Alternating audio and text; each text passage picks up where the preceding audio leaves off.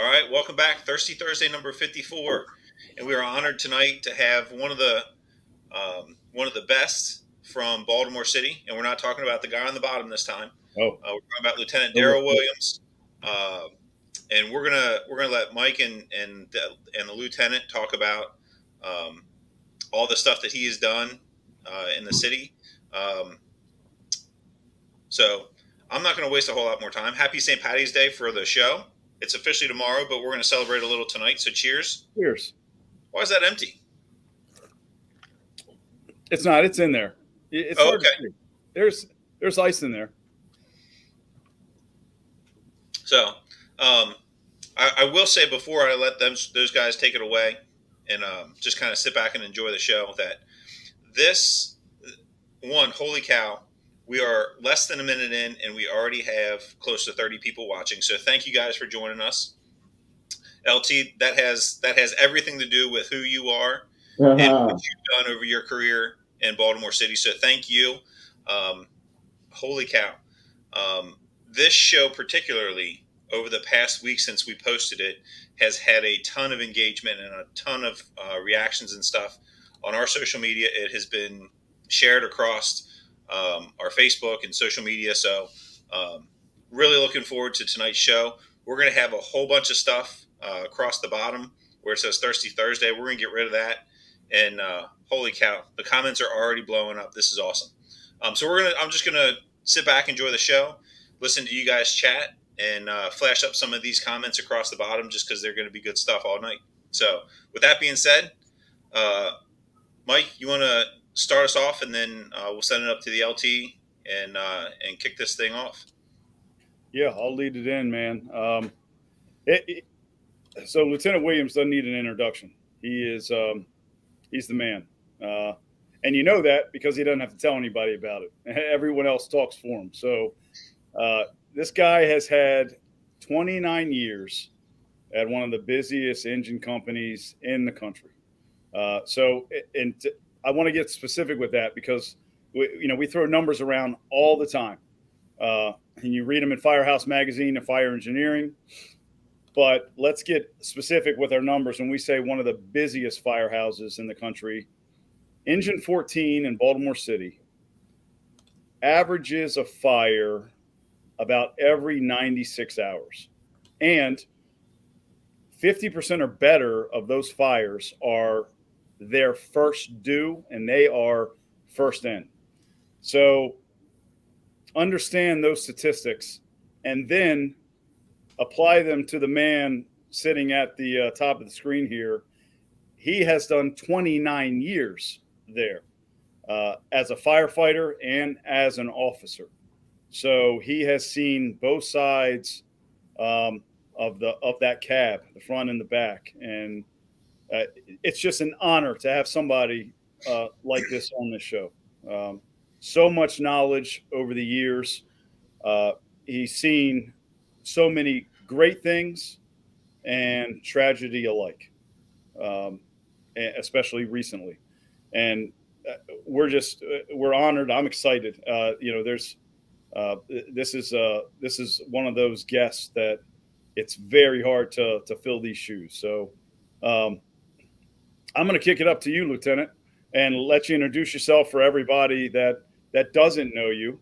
And I know how humble you are. The entire fire department in Baltimore City knows how humble you are. So I'm not asking you to say anything that you don't want to say, but I just want everybody to be able to wrap their head around who you really are. Well, thank you, Ben. Uh, Thank you, Mike. I've known Mike for, I guess, almost 20 years. Uh, Darryll Williams, I'm a lieutenant in the safety officer number 2 A shift. I was a member of Engine 14, right here. Where is it? Right here. Uh, 91, I came in the job August of 91. I was assigned to Engine 14 at the Fire Academy. And there I spent 13 years there as a fireman. In 2004, I was promoted and made, to lieutenant. I went to 55 engine for 2 years.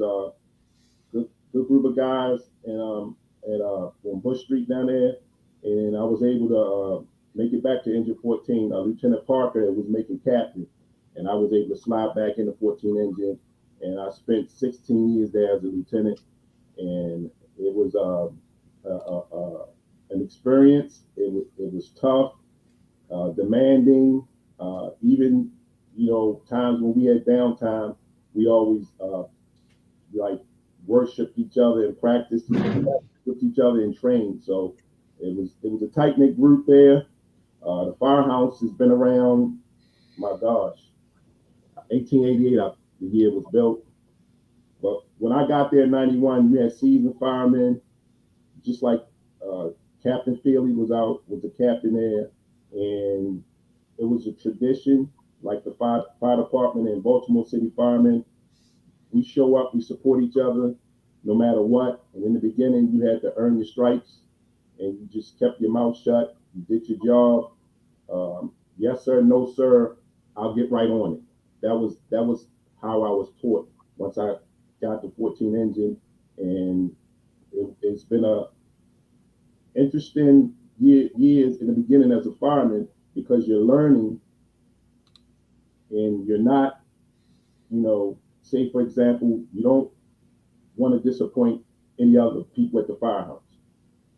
Traditionally, firemen, we bang on our chests and we disagree with one another. And then once the gong goes off, Mike will tell you, and Ben, we all get together, and it's weird, we become one. And I took pride in that. I still take pride in that. And there was fires in the city before I got the 14 Engine, and it's fires now that I haven't been there in a year. So, hey, anything else is like I have no qualms, about my time at 14 Engine. If I had to do it all over again, I would want to be a fireman at 14 Engine and be a lieutenant there. I enjoyed my time there. And unfortunately, with what happened last year on the 24th, it's been a couple months, a year and a couple months, and it's every day is to be honest, is painful, and you reflect, and there's nothing you can do about it, but we press on and hope and pray that that never happens again, and hope and pray that we can just continue to be good firemen like we signed up to be. When you take that oath, life and property, you have to take that serious about wanting to do this job, because it's not just a regular job, it's a passion.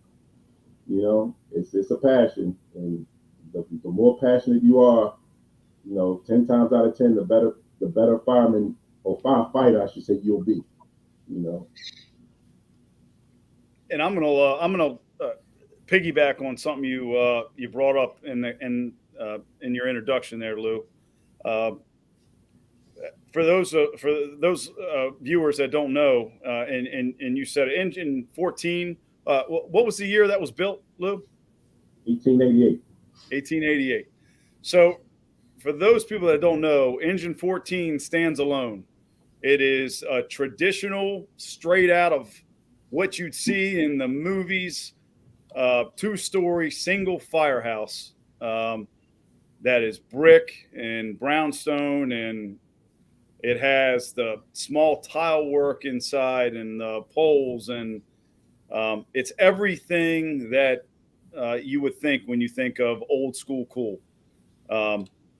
And just like the firehouse, the tradition and everything has kind of just embodied the people that have been there, and as well as the things that they do within the confines of those walls. But you brought up tradition there, Lou, and that's always a big subject in today's fire service. You also alluded to the being passionate about it. Traditions have changed over the years, and things have changed, and some traditions good, some bad. Is there any specific things that you feel tradition-wise that are still of significant value today that we should definitely, as a fire service, make sure that we kind of wrap our arms around and try to protect? Um, you know, anything that creeps up from your past when you were starting out up until now. Camaraderie. Once you come into the firehouse and you drive you're on a fire engine or either a fire truck, you have to establish a camaraderie, and no matter what the differences you all have, Democrat, Republican, affluent, middle class, not not low class, but not a lot of money.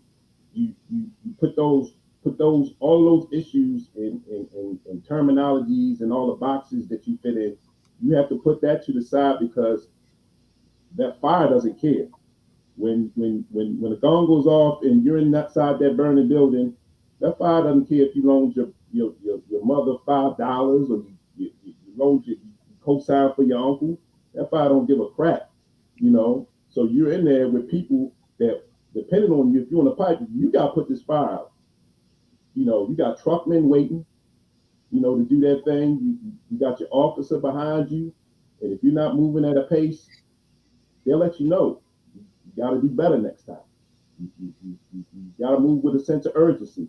All this being safe, but people depend on you to go and get it. If there's a report of people trapped, that's why we're aggressive, and we don't have blinders on, but we move with a quickness, and you got to go get that fire. And if it's not safe, then we pull back and reset.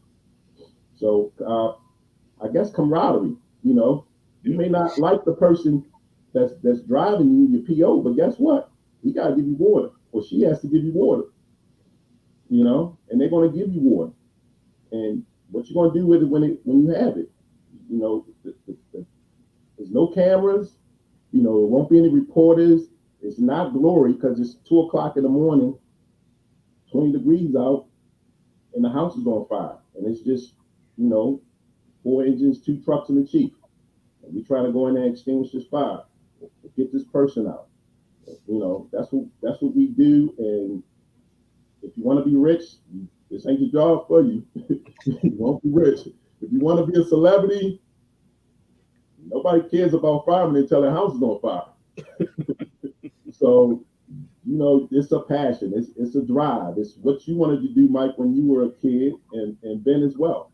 It's what I wanted to do when I was growing up. And then you carry through and you reach some of your goals, and here you are. You have on this uniform. You're a fireman. You finished your fire academy. You're a fireman. And they said, man, you're signed a 14 engine. I'm like, man. The guy told me, he's like, you ever catch a train? I said, yeah, I've been on the platform waiting for a train. Slows down, you get on it. He said, not a 14 engine. The guy said, oh no, you gotta jump on that train that's moving. that's what the instructor at the time told me out the fire academy. Captain Barger. He called me a wheel chalk, and then he pulled me to the side. He said, you're going to 14 engine. Me and a guy, Levy Pearson, he said, you ever get on a train that's moving? No, it's always stopped. He said, no, 14 engine. That's how it was. We got there, you introduced yourself, and then I got assigned there in August of 91, and I didn't have a lot of fires, but I had a lot of medic calls. Captain Philly, we had several full arrests, and I didn't get a fire for months. So it's not always about, you get there, you want to get a fire. No, you got to do what you're supposed to do as an EMT, chest compressions, drive the medic to the hospital. I mean, is glory filled? No, but you're saving a life, you're doing your best to save a life. And that's what I did for months. It was so bad that I had to have a fire. I'm at the Great 14 engine. I hadn't had a fire for 3 or 4 months in the job. I would get detailed to engine 24, Patterson Park. I think Captain Ripstock was there. I show up. He said, "Oh man, 14 engines, you've had fires." And I said, "Nah, Cap, not yet." It's like, okay. And then I go to 15 truck. I was detailed over there. the old C shift. It was just 3 shifts for firemen. The officers had 4 shifts, and I had experienced the fire. But when it comes, it comes. Mike, you do I remember my first fire? Not really, because I did a lot of medic calls before that. So it was just like the nerves and not wanting to disappoint, the tradition and the guys that were there. You see how passionate they were about their job. He's like, man, I got to get myself together. I got to be ready. I got to be rested. You have to have a physical regimen. You can't be out of shape and think you're going to fight fire. No, the air pack is heavy. The gear is heavy.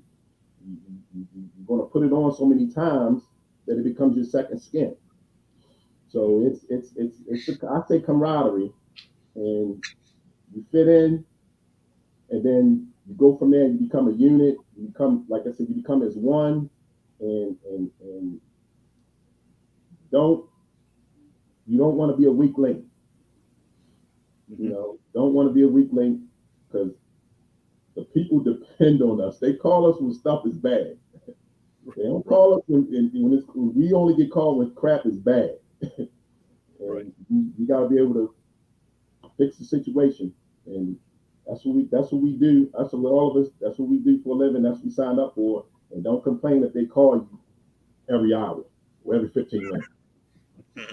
Lou, did you know anything about 14 engine before you went there? Not at all.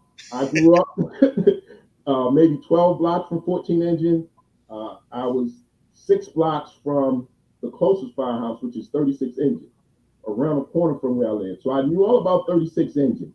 I knew about engine 8 and 10 truck on Gilmore, because the library was there, and I had to walk to the library past that firehouse, and I would always glance over at 8 engine 10 truck.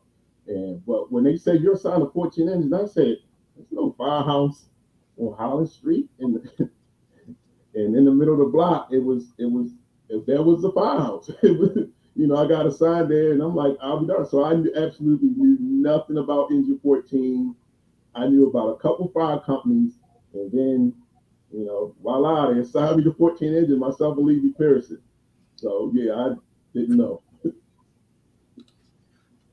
And I agree with you on the camaraderie front. I think there's a lot of departments that have yet to see the benefit of having house integrity and crew integrity to build that camaraderie and to function, just as you said, to function almost as one creature, knowing each other's abilities and nuances and being able to predict what the other one's doing.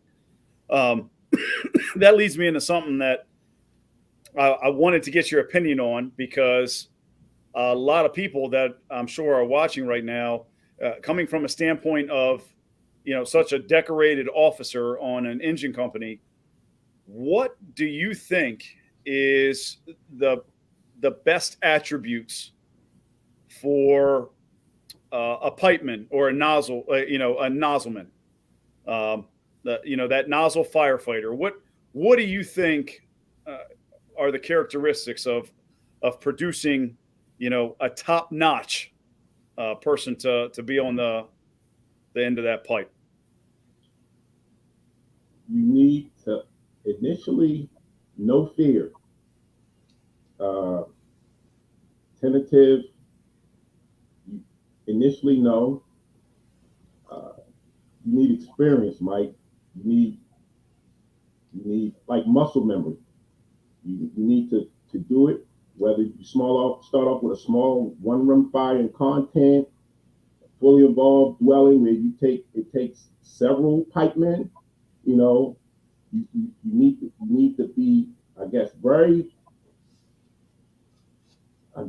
you got to be aggressive, and most of all, mental fortitude, because you're going to be in there and it's going to be hot, 700 degrees, 800 degrees, and you have to be able to push through that mentally before you even get to the seat of the fire. Sometimes you go into a dwelling and it's extremely hot and dark, and the fire may be in the basement, and you're not in the basement yet. You're on the first floor. So you know in your mind, and you have your officer, and you have a truck guy, and you have the mental fortitude is paramount because you're about to go embark on something that a lot of people, couldn't do. A lot of people thought that they can do it until they're faced with that flame licking from the bottom of the steps up, and you got to go down and extinguish that fire. So it's not a place for the being on the pipe. Is not if you're not prepared for it, then you step aside and let your officer do it, or transfer it to a slower company. Uh, but that's it. You got to be mentally tough first, and physically fit, and you got to have that pipe person. You're not by yourself, even though you're on the pipe and you're the eyes, you're the point person. You have an officer that's with you. That's another set of eyes. And until you get that experience, that officer is with you. The officer is with you every step of the way, and that's how it was with me. My officers were Captain Feely, Lieutenant Kakuka, Lieutenant Condry. They stayed with you and made sure you made a left, a right, put this pad into the ceiling, open the pipe up, turn it on the fall, turn on the straight stream. Then once you get a few fires under your belt, your officer will sit down with you and say, okay, I may not be on you as closely. I could be a foot or two behind you, and I'm searching, me and the truck guy. So they give you that if you pass that test, if you've done enough fires and you secure, they allow you that. So and you take that with a badge of honor. You don't think that, oh yeah, I got, you patting yourself on the chest and I got to know, because the fire will humble you, because you'll have some fires where you won't be able to extinguish it. You need help. You need a second hand line. You need engine A coming in the back, engine 36. That's when the teamwork comes. So as a pipe person, no fear, mental fortitude, because that'll make you think whether or not this was the profession for you. Is this the job that I signed up for? Because some people think that it's the meals and sitting at the table and watching sports and debating stuff. But once that gong goes off, 5 minutes later, you're in the middle of a burning building. That's some career choices going through your mind, saying maybe, I should be a UPS or Amazon. So, mental fortitude, Mike. Mental fortitude. I got it. I think like the LT mentioned at the beginning, like when you first start out as that in that position, like you have to have no fear. Like if you come into that spot and you're already second guessing yourself, you're never going to make it. Yeah. People running out of the building. People running out of the building. Yeah. And you running in. Yeah. And then having that lieutenant or that officer right there behind you, like you said, keep going. There's a reel or a TikTok, I'm not sure what they're called, TikTok, Insta-tweet, whatever the heck it is, of Captain John Vigiano from FDNY. He says, as an officer, you have to show that person where they can go and how far they can go. So it's if they've never been there before, they don't know until they're taken there. So it's just as much credit back to having a good company officer to develop that good nozzle, that good pipeman, to get them there. So I think like you basically said the same thing, but it's having no fear to get there, and then someone right there, hey, you're good, keep going, you're good. So I think those are all great points. So in preparation for you being on the show, Lou, I talked to some pipemen in Baltimore City and a couple down in Ocean City about what they believe is the best attributes of an engine lieutenant. And so I actually inquired with one of the best pipemen that I believe that Baltimore has. I'm not going to throw his name out there, but he pointed out some of the things that you just said, and the glaring commonality in talking to all of them was that you need to have an officer that can see the big picture and can kind of control your steps in times of doubt. What you brought up, some of the tactics that your officers, when you were first at 14 Engine, some of the things that they did, in talking about like positioning yourself behind your pipe man or the nozzleman, what have you felt is optimal, like as far as distance goes, and certain like conversation or commands to instill that type of confidence in your pipe man as you go along? Is, because we always hear about officers that are just pushing them forward, like, come on, get in there, kicking them in the back. What's your take on all that? Well, I found it best to be an arm's length away, so you can grab the pipe person, or if the pipe person knows that you're there, not to be overexcited or screaming, just because sometimes aggressive is not the best way, but it gets the job done. Because when I was on the pipe a lot, if you weren't moving fast enough, they say, okay, all right, rookie, step it up, increase it, let's go. And that's your security blanket. Hearing the senior guys tell you it's okay to move forward. And you move forward as a new person. You take it all in, because there's no way you're going to be able to, as a new person on the pipe, to figure it out on your own. You see the fire, and you're making your way to the seat of the fire, but you're not seeing a hole to the left, or the staircase missing to the second floor, and you got to go to the second floor. You see the kid moving through the dwelling, and you see the kitchen fire in the rear, and you see the steps are missing, but you're new. You're just seeing, the fire. But your officer will say, okay, hit it, and let's go to the right. And you hit it, and it's dark. It's like, uh-oh, it got dark. Where is everything? You can lose your bearings really fast. And when you have, thank goodness at 14 Engine, we surrounded by good companies. So they're coming from all angles.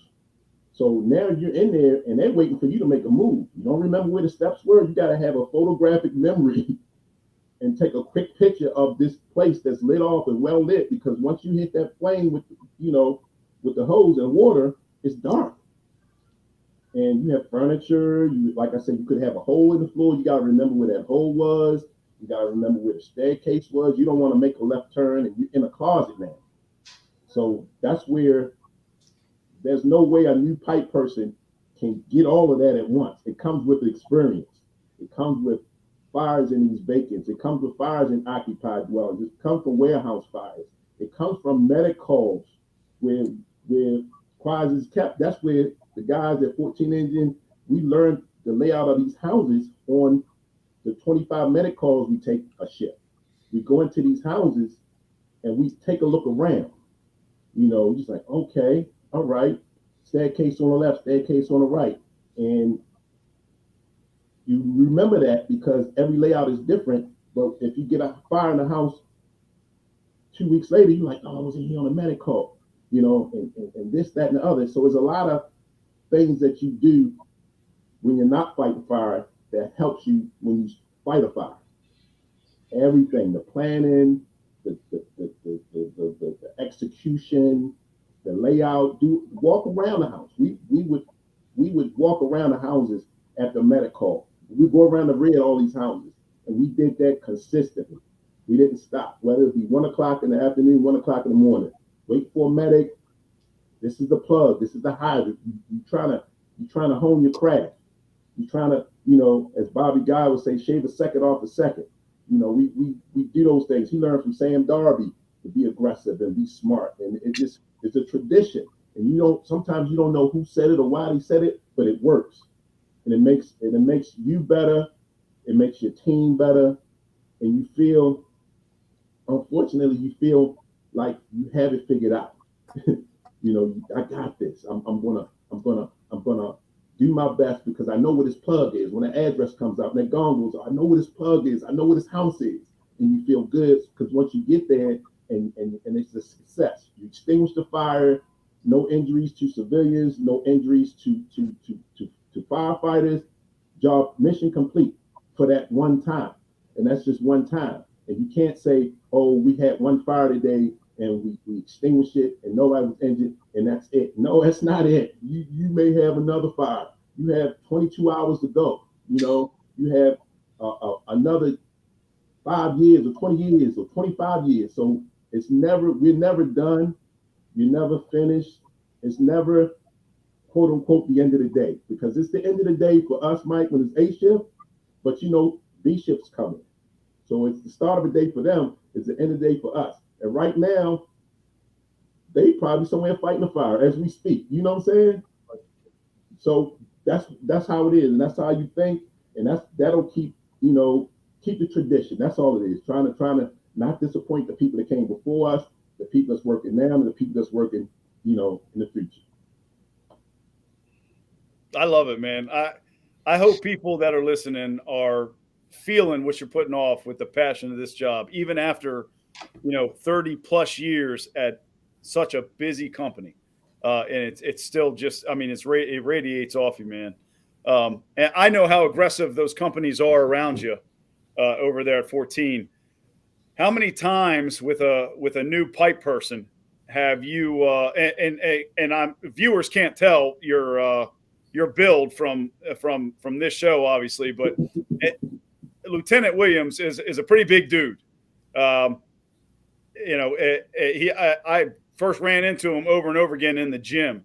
So the guy's he's a big dude, and he'll tower over you. How many times have you had to keep the wolves at bay, so to speak, and keep some of these aggressive other companies off of a new pipe person, or block them out? Has that happened a lot? Hundreds of times. Even as a rookie fireman, not knowing a lot, but you knew how to be aggressive because the officers at 14 Engine said, "Follow me." Sometimes, if we were in a first in fire, we were going to a 30 box, and they were, companies are already set up. Truck guys have already opened up, engine guys, and officers will say, "Follow me," and you're a rookie, and you're walking over people to get to fire. So you learn to protect yourself. And if it's your first in fire, your first due, you don't want that to happen. So you try to be as aggressive as possible. We would go against 8 Engine, and I mean, those guys were awesome in the 90s. They're awesome to this day. They were awesome when I was there. If you snooze, you lose. They coming. 13 Engine, I had to deal with those guys up there. Donnie Wall, who's been doing it, my gosh, he's 30 plus years at 13 Engine. Captain Jimmy Smith, Lieutenant Stafford was there. When Lieutenant Stafford was a firefighter, we used to battle over nothing. It would be a dryer fire, but we wanted to be there first. 13 Engine firefighter Stafford, we want to be there first, and we would actually put hands on each other over the pipe. And at that time I was 180 pounds and he was 180 pounds. So we just knew that was the tradition. Get it, fighting over it. 36 Engine Lieutenant, Captain Cash now, but 36 Engine, he was a lieutenant. I was comfortable. He showed up and he made me we stepped up our game when Woodhouse at 36 Engine and Lieutenant Kenny Cash got there because they were coming. They made no secrets that we're aggressive, we young, and we coming for 14 Engine. And they did. And we battled. And it was all in good fun because after it was done, we embraced, we talked about it, and they say, "Oh, next time we're gonna follow the rules." They didn't follow the rules. They just tell us fibs, and they do the same thing again. Same with 8 Engine, and they had experienced guys, Moose, Captain Williams, Keith Townsend. Those guys, the Novak brothers, were new to the game. So that's the good thing, Mike, about this job. You're always gonna have people coming in that want to do this job, and they're going to be good at it. So you always got to stay on your game. And once you become, when you get older and you say, "Man, this is the the fire department is in good hands, and you can see that too. Even though we complain and what have you, when that gong goes off, we're aggressive and we out there to fight fires, save lives, and property, and the whole kit and caboodle. It's not just a slogan. You know, if you're a citizen of Baltimore, you see that it's dilapidation all around, but you look on that fire engine, that fire truck, those men and women are coming for you regardless. If you could watch on the news and say, oh, it's violence and nobody cares, the people on that fire engine and that fire truck care, because they wouldn't be on it if they didn't. Because it ain't the money. It's not the money. It's not the money. And those medics, you know, Mike, they care just as much. They in the streets and they don't come back to the firehouse. They come in the morning at 7 and you don't see them until 5. You know, come in at 5, you don't see them until 10, 11 at night. So that's the great thing about being a fireman. You know, all my friends that think, oh, you guys, you know, cook dinner and wash your cars. Nah, it's a little more than that, man. You come sit down at the firehouse kitchen table and you see people from, you know, Pennsylvania, Philadelphia, New York, my man, the Klepp brothers, they come down from New York to join the BCFD. You know, they could have joined other places, but they come here because it's a tradition and you feel it and it's not fake, it's genuine. You know, even with the administration, that changes. Right now, we got Chief Stewart at the top, Chief Surveiller. You know, we're gonna be all right. We're gonna be all right. BCFD is pride. It's I don't know where we rank in the United States of America, but it's number one in my heart. Understood. I think. Well, first we got Bobby in here. So, hey, Bobby, how's it going, man? You there? Maybe. Might not be there. All right. Well, I just wanted to drop a little nugget that I picked up off of that. You know, LT, you said something about. All right. Hey, no, I was down here in Tennessee. I had time to go. Oh shit. Nothing. Yeah, we got you. Oh, this Tennessee internet thing's not working so good. I'm standing on top of a picnic table right now, and it's almost as good as that slower. That's actually why I'm late. We're not supposed to be on for another 20 minutes because I had to switch to Central Time. I didn't even realize it. Mike sent me that text. I was out running errands, picking stuff up. so no disrespect to you, Mr. Darryll.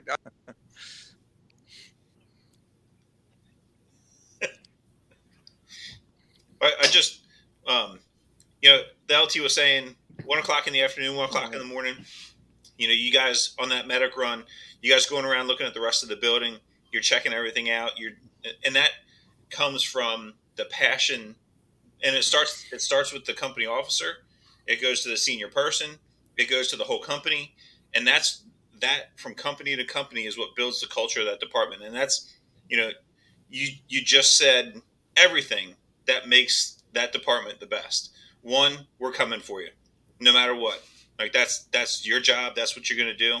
And that's awesome.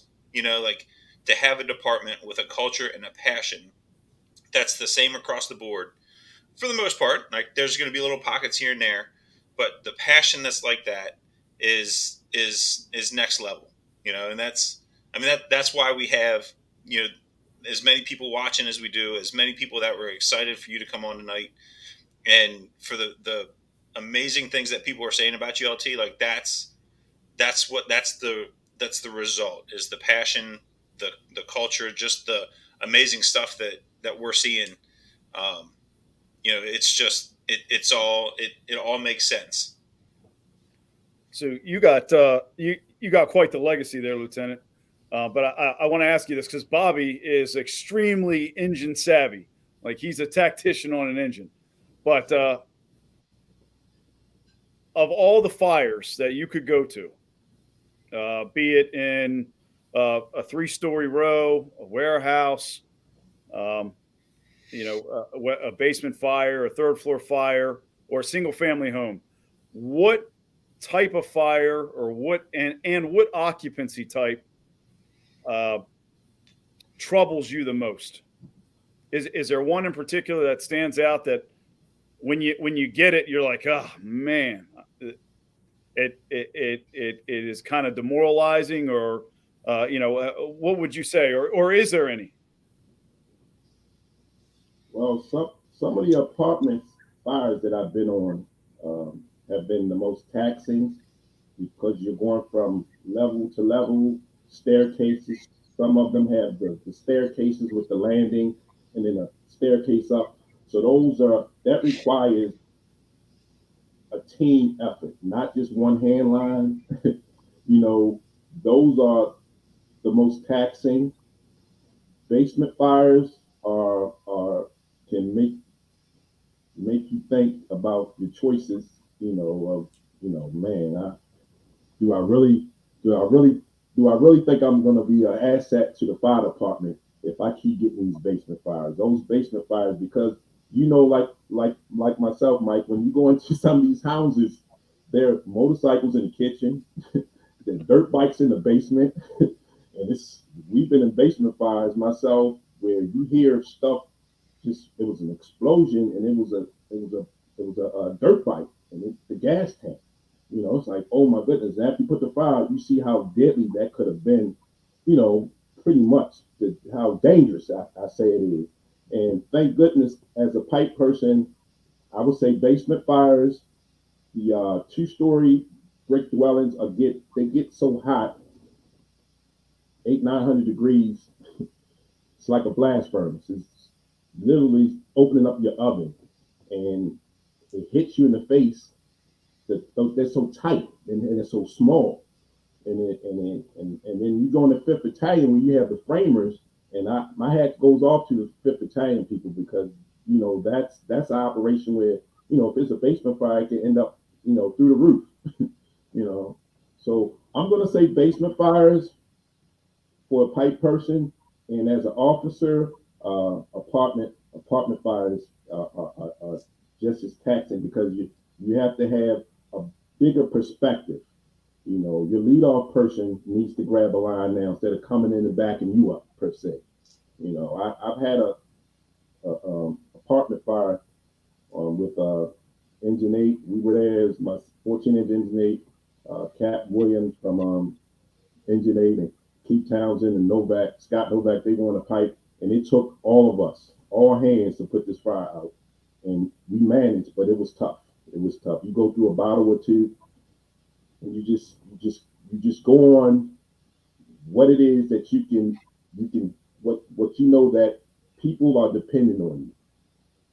The citizens, the people in this house, the people that live next door to the house is on fire. They don't want this fire, going into Delta, or Bravo. We don't want the exposures. And I've taken to effect that some of the residents don't have insurance, and this is all that they have. Literally, if that's the television, they don't have insurance on homeowners insurance. So we have to pretty much do what we can to keep the fire in a room or on the floor or just to that one dwelling. We don't want it to cause further damage. If at all possible, we can stop that. So I used to pride myself as a pipe person for 13 years of putting the fires out and not having the chief call for a working fire second alarm. That's what we did at 14 Engine in the 90s, and that's what they do now. They don't want any other company to come put their fire out safely. We tried to do that. We kept that, and it was I was able to do that, fortunately, because of the fires back in the 90s. The buildings were in a little better shape. Hard to say, but now that more run down, way more vacants, so it's a lot tougher. It's a lot tougher now than it was when I started, because the buildings are worse off now. So you've hit on a lot of really, really amazing topics. And in the beginning, you talked about it didn't matter in the fire service what walk of life you came from, right? Because when that box gets struck, it doesn't care. No. So you actually had a front seat to that type of situation, literally, and um, what I wanted to, and a lot of viewers might not know this, but and as you talked about when you first did your introduction, just over a year ago, um, you lost your first acting man, acting Lieutenant Kelsey Sadler, and your newcomer, rookie firefighter, Kenny Lacayo. That was at a fire just outside your box area, but they were first in, and standing behind that motto of, every second counts, and you capitalize on the mistakes of others, and you get there and you get moving. I knew Kelsey personally, and I don't think that a lot of the viewers did. Um, she was a female on 14 engine and passionate, just as you are, and arguably one of the best pipe firefighters that the city had. But Yep. I would like to hear about Kelsey from you, because she was yours, and you guys were a tight knit unit. Wow. Yeah, we were inseparable. We were Batman and Robin, and after a few fires, she became Batman and I was Robin. You know, the most awesome person. They say greatness is a great person. Somebody reminds you of no one else. No one else reminded me of Kelsey, pretty much. And that Monday it was Blakely's vacation option. Saturday, the 22nd and the 24th. And Matt and we would go to Kelsey first and say, what do you want to use and what vacation? If you want to use it all, you can use it all. Kelsey had a planned ski trip with her family. Shouts out to Lacey, my man Brandon, her husband, the whole family, Jerome, Pam, Mila, Lily, Emmett, the entire Norman family and Sadler family. So I took Monday off, the 24th of the fire. Kelsey took Saturday off, and had it been reversed, without a doubt, I would be in fire department heaven with Paul Buttram and Kenny Lacayo right now, and you'd be interviewing Kelsey. If it was the other way around, without a doubt. Pretty much that's it in a nutshell. You'd be talking to Kelsey right now, and, I don't know what heaven is for firefighters, but it gotta be a lot of recliners, breakfast, lunch, dinner, a lot of complaints. So if it was the other way around, I wouldn't be here. Pretty much. And with Lacayo, Kenny, man, come on. He shout out to his volunteer company where he spent years there as a teenager. We found that out much later that, well loved, 2 years, man. Everybody Kenny came across just worshiped him because of his smile and his attitude, and just a giving person. Unbelievable. He had 6 months with us at 14 Engine. We were coming as one again. We were rebuilding with Kenny and Lieutenant Buttram, man. Joppa Magnolia, the whole family in Joppa Magnolia, his wife Rachel, he came in the job at 10 Truck as a rookie. I can remember him, a little chunky guy, and I would try to get Paul to smile, because his impact was my impact. So I would see, it was D shift, it was D shift. Paul was D shift, and he has so much pride in himself. He was going to make 23 Truck, relevant. And he did. Guess where they were that morning? Front of the building. Guess what? Paul willed them there. That was a Monday, the 24th. On the 22nd, they had a fire. They didn't get to the front of the building. Paul was pissed. Kenny, we were on that fire the 22nd Saturday. We it went just like we normally do. We go in these buildings, sometimes vacant, no injuries to civilians, no injuries to us. We made it home Saturday. Sunday morning, we took a break in between day. Monday, the fatal fire happened. My gosh, and it's been a year and 2 months, almost 400 days, and it's been 400 days of pain for people close to Kenny, Paul, and Kelsey, like you wouldn't believe, Mike. You would believe, because you know how close we are. You know, Ben and Bobby, you all know that it's not just a regular job, man. We sleep together. We eat together. We wash our clothes together. You know, there's no other job that's like that unless the military, of course. Right. The military. But yeah, that day was tragic. My gosh, it's been 400 days of pain for me. I'm sure. Pretty much. I don't know exact amount of days, but it's been 400 days of, my gosh, you know, like a nightmare. You guys got me? Can you hear me now? Got you loud and clear. I got you. Hey, Lieutenant, I just, I spotty internet here, but I just want to let you know that my heart is with you. I have never had to experience that. I personally have had 3 friends have died in line of duty, but I've never been through anything like you're going through, my friend. And I can't tell you how much I appreciate you coming on and talking about them, because that's how they carry those guys on, is to talk about them and talk about what they were. And they say time heals wounds. I'm not sure time will ever heal that wound entirely for you, my brother. Man. Yeah, the best that the Baltimore City, Mike will tell you, the best that we had to offer, man, on the 24th. God, damn, 400 days, man. They were, they were great. They were all great. And I'll tell you a funny story about Kelsey. And Bobby and Ben know this story, because I was trying to get Kelsey to come down and do some teaching in Ocean City.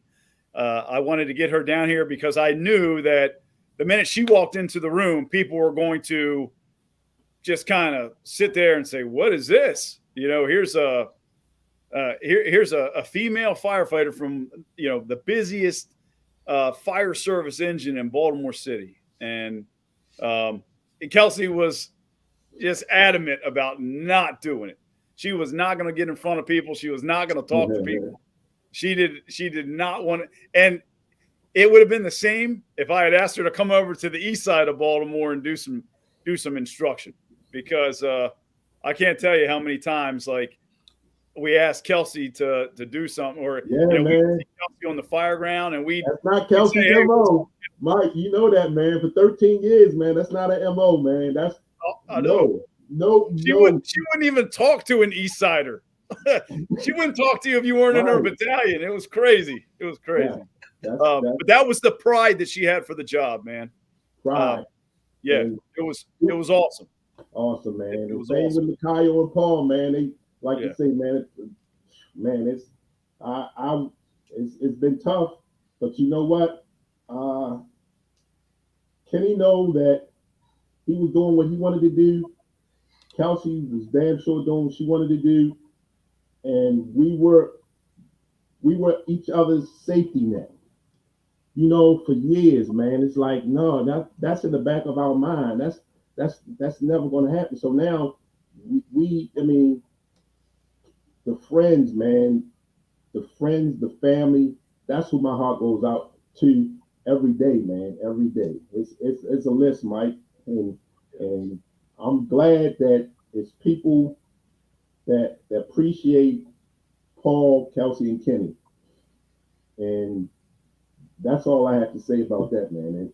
And I, like I said, had I been working that day, I wouldn't be here.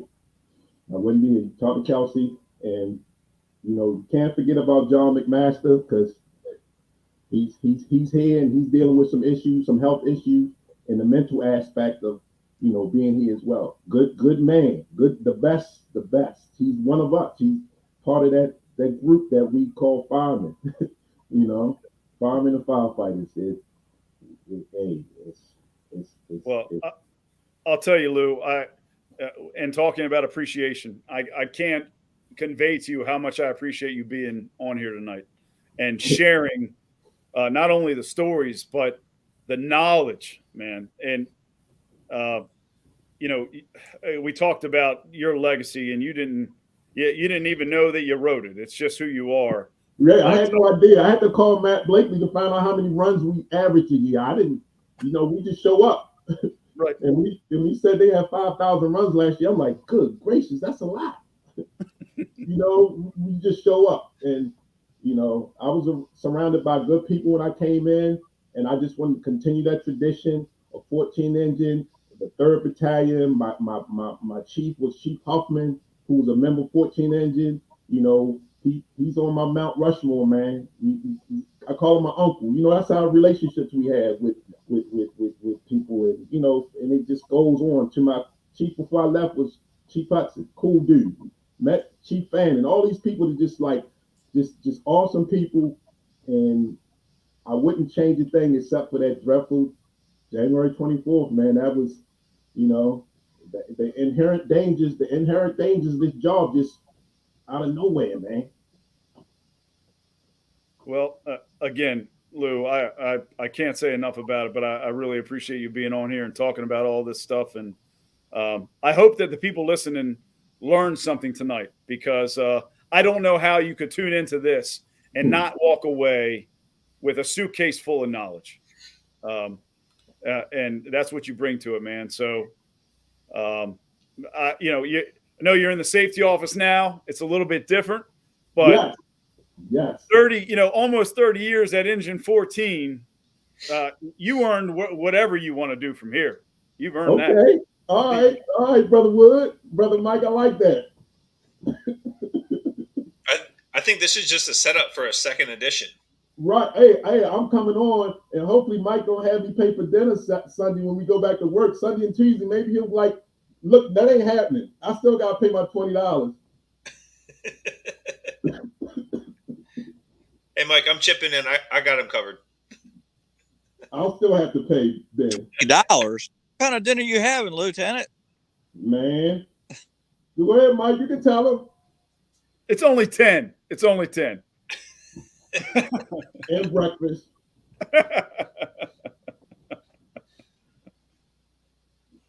Oh. Hey, Lieutenant, I got one thing I wanted to ask you, my friend, while this thing's working here. Go ahead, Bob. So I've got to know Mike, and Mike has been a very dear friend of mine in the last couple of years, with training and teaching and bringing some of that Baltimore magic to us in Ocean City, and it's very much appreciated. And we always have that struggle of guys that just you're trying to get them into the job or into what we do, and you see horrible things happen, like what happened to your engine company, and I had some things happen in my life too in this fire service, and after all those things have happened, I still truly believe that every single day was worth it. And talk to me a little bit about how you think this job is worth it. Even through all the tragedies that we endure, tell us why you feel this is all worth it. Your whole career was worth it to do what you did. Because when you take that oath to be a firefighter, it's almost as if you're being accepted into an organization where an elite organization, not too many people choose to do what we do, and the ones that do, and they really enjoy doing it rubs off on you. You want to be around those people. You want to be around a good engine company. You want to be around a good truck company. My gosh, my hat goes off to those truck guys, man, because they it's like watching an orchestra, man. If you watch a good truck company operate, man, it blows you away. I was brought in the job with 13 trucks and watching them guys operate. It's like, so you going in on a pipe after you see these guys open up that door like a clam. You see them open the window, hit the windows, and you're like, I gotta do my part. because I just watched the best of the best do all this to get me into this place. I can't disappoint them, and you got to do it. So with all that, yeah, I wouldn't change a thing. It's it's bad that things happen, but with Kenny, Paul, and Kelsey, they know that it wasn't we liked them, we loved each other. We loved each other, and they knew that on the job. There's no on the job, off the job. We were always in communication with each other. So it's once that happens, it's magic, man. It's magic. You know that when you got a good company and you're there, and some people will tell you, man, I never wanted to leave. I never wanted to promote. That was me, man. I got there. I kept getting new people that were even more awesome. I had Jason Goodwin and all he's achieved. I mean, spectacular. I go to the 10 truck. You have Bud Grantland, new guys, Kevin Grezick Sr. It was you surrounded by just good, great people, and you said, this is the best. And you feel safe. You feel almost invincible, which is bad. You feel invincible. You feel invincible. You do. Because we worked with Joe Yingling, Mark Tracy. And when those guys, Jeff Baker, Joey Nocar, when them truck guys get to working, and Timmy Bill, truck 8, you just feel invincible. And that's the downfall. That it's an inherently dangerous job. That's so far in the back of your mind, but you just keep doing it and doing it and pressing on. And that's what we got to do. That's it. And if we take a day off or run off, that would be disgraceful to the people that came before us. And, we can't. We don't take runs off. We don't take runs off. We don't take days off.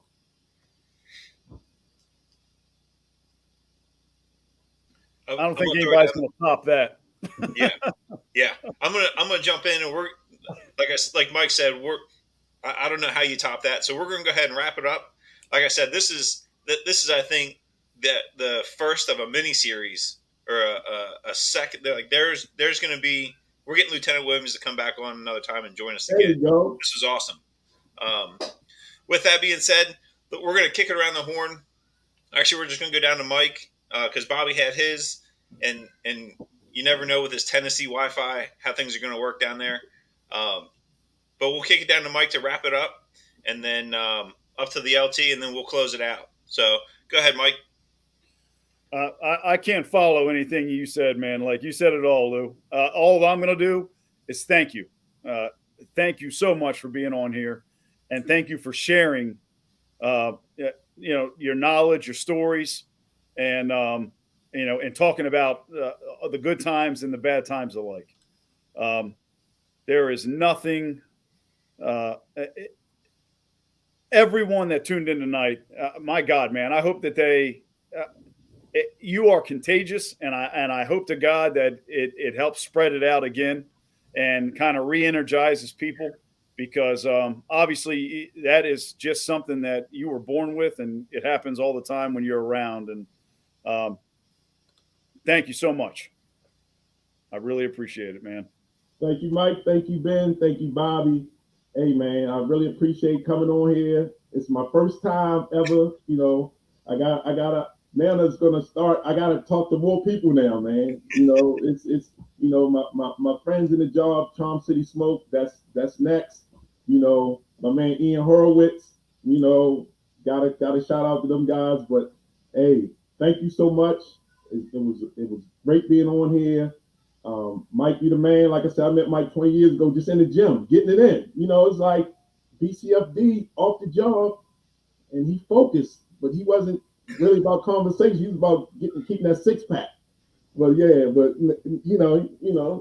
so it's been. Thank you so much, man. Thank you, guys. Thank you, LT. We're like I said, we're gonna wrap it up.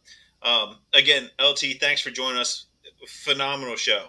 And if you're watching, this is going to go as a podcast tomorrow morning, so that way you can take it on the go, listen to it as many times, and share it with whoever you want if they didn't get to see the show live. But if you have somebody that they're taking that run off, they're taking that shift off, they're still there, but they need a little reinvigorating, they got to watch it. They got just the passion and the love of the job from the LT is phenomenal. And we go on shift tomorrow. Bobby's off. Good for you, man. Enjoy your trip. Hope you guys are having a great time. But I can tell you, just from tonight, my shift tomorrow is already better. Haven't even gotten there yet. I'm already looking forward to going back to work. So thank you, sir. It has been an honor to chat with you tonight. Mike and Bobby, it's always a pleasure to get to hang out and talk to you guys. Just a little bit of housekeeping as we here we got Dean Denning. Hang on a sec. Here we go. Battalion Chief Charlie Browning is next. Can you guys make that happen? You work on that. Mike could get that done. Yeah, that's no problem. Yes, I can talk to him and smooth him over. Like if Mike got me to come on, then Chief Browning is next. Mark, are we gonna have to buy his dinner too?